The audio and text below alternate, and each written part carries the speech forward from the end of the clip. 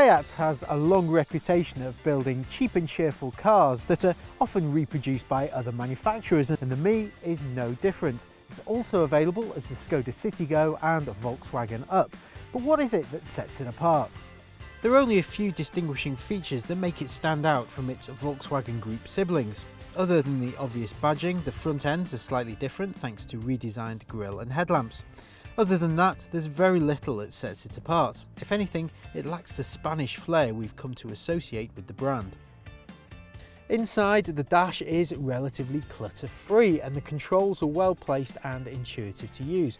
As an optional extra, there's this satellite navigation system which can be unclipped really easily. The driving position, it's really easy to get comfortable. The only downside is a steering wheel that adjusts for height, but it doesn't adjust for reach. There's lots of space in the front and back for 4 adults, and the boot, albeit not gigantic, is on a par with rivals and can be expanded further thanks to split folding rear seats.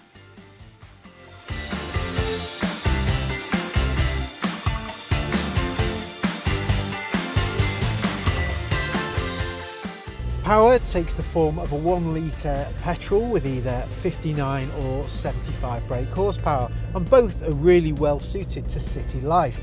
However, if you do find yourself going up and down motorways a lot, then the more powerful version is the one to go for.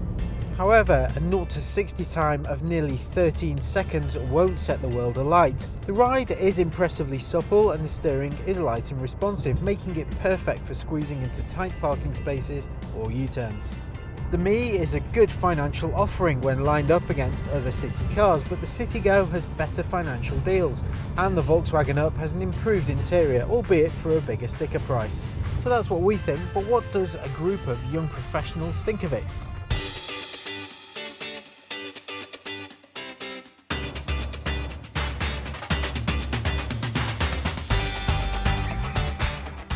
Yeah, I like it. It's quite like a nice small car. Quite like small cars, so I like that. Interior-wise, I think the best thing for me would be the sat nav, because the car I drive at the moment doesn't have built-in sat nav. So the fact that it's sort of built in, but you can take it on and off, and you know, you could sort of get the passenger or someone in the back to fix it, and then you put it back on, would be quite good. Yeah, the boot was good. I managed to put down the seat all by myself, so yeah, the boot was quite easy to use and quite spacious in there. In terms of the styling on the outside, really, I think it's quite simple, but in quite a nice way. Like, it's quite a small, sort of simple car, but in a good way. Like, if you were just looking for a nice simple car to drive around and get you made to be, then I think it'd be perfect.